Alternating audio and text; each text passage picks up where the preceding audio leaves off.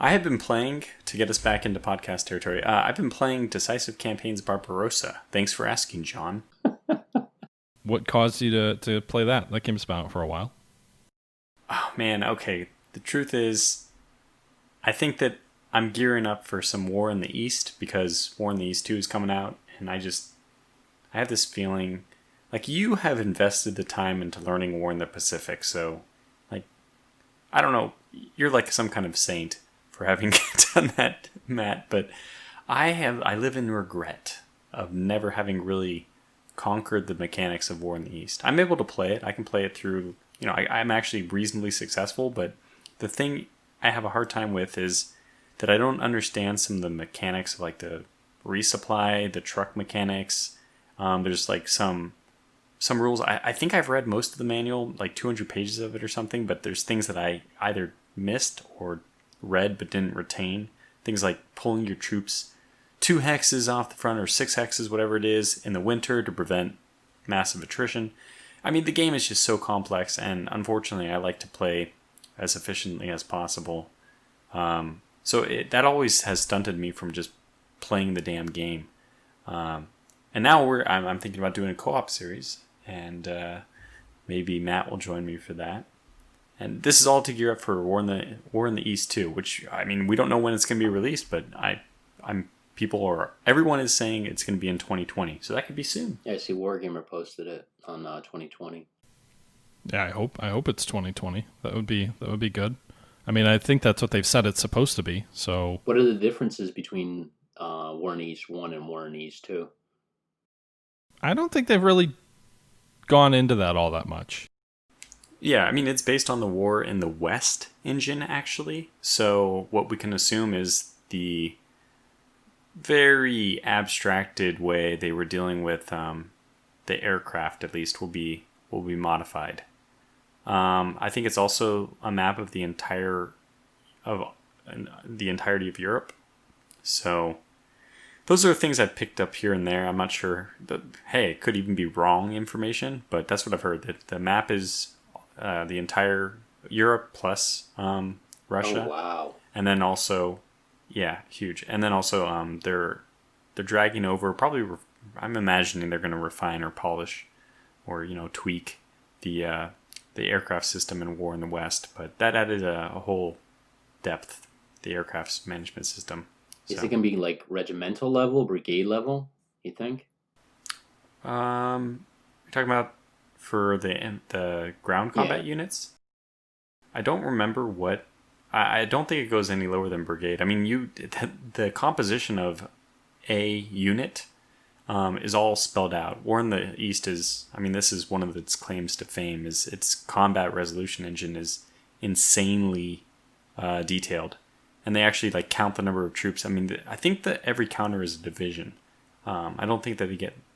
No, that's not true. You can break some divisions down into brigades, but anyway, I mean, it's a very complicated game, and I don't know what the War in the East 2 will do, but it's intimidating. I would say it's intimidating. And that's why I need to do a co-op game of it, so that I'm forced to play it. I can't even imagine how long I'm just looking at the screenshot on wargamer.com. I can't even imagine how long one turn would take. I mean, it looks... wow. Oh, you don't have to imagine. I can tell you. So just to give you a reference point, War in the Pacific, I think, is, out of all the games I've ever seen, holds the record for the longest time it takes for a single turn. Matt can attest to this, I think. The very first turn, there's a YouTube video tutorial from some person I don't know, but they had a pretty in-depth, thorough first turn of War in the Pacific done. And that tutorial video for turn 1 takes over 8 hours. Oh, wow. Now, that's a full day to do one turn. Wow. Anyway, in War in the East, there's Reaper, I think his name is. I can't remember. I might be getting that wrong. No, Marauder. Marauder has a very good tutorial series on the first turn, and I think that one's maybe 3 hours, maybe 2 hours, 3 hours. So just to give you a perspective, that's the first turn. That might be a more difficult turn. I think that subsequent turns take less time. Yeah, that's a lot. That's a lot. How long does a term take you for War in the Pacific, Matt? Once I'm going, past the early days in the campaign, probably anywhere between 2 to 4 hours. Oh wow. I usually only show 1 to 2 hours in my videos. The initial setup though is a lot. I think XTRG, who's playing against me in a play-by-email game, his first turn was like a 12-hour setup, I think. Oh my gosh. Yeah, oh my gosh. I mean, it was his first game of War in the Pacific, so he was trying to learn things too. So it's, but This is XRG's first game in War in the Pacific? I didn't know that. well, my game is, but he's played multiple games. So our game's going, but I think he started another one against someone else after we started, and now he's playing another one against another very well regarded player, and that one's kind of picking up the pace. So they're kind of catching up on us. But I see. yeah, I believe it was his first attempt. He might have done some individual. I think he did Coral Sea or something like that for a Matrix stream versus the AI or something like that. But this is his first full playthrough of the grand campaign in any event. That's, I mean, it's in one way it's kind of reassuring that satisfying that there is a game out there or games out there like this where if you want to really dive into the nitty and gritty, down to the division or even brigade level on this massive theater, you can. Yeah, I mean, I think that there are 3 games that have made me... Okay, the mark of a good game for me is when I'm thinking about it, when I'm not playing it. When I'm daydreaming about it, or if I'm driving somewhere, if I am so excited about what's going on that I start almost dialoguing with myself about strategy while I'm driving. And that's happened for Eastern Front type games. That's happened for Decisive Campaigns of Barbarossa. I know War in the East fits in there too. And the other one is actually Hearts of Iron 3.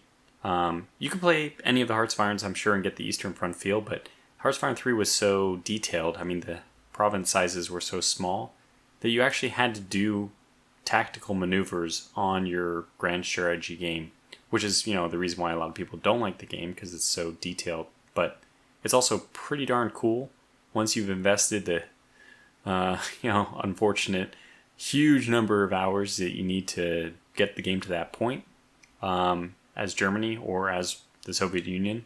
And the order of battles are just monstrosities. But once you've got all that put together, it's extremely rewarding. Obviously, it's the same kind of thing with any game.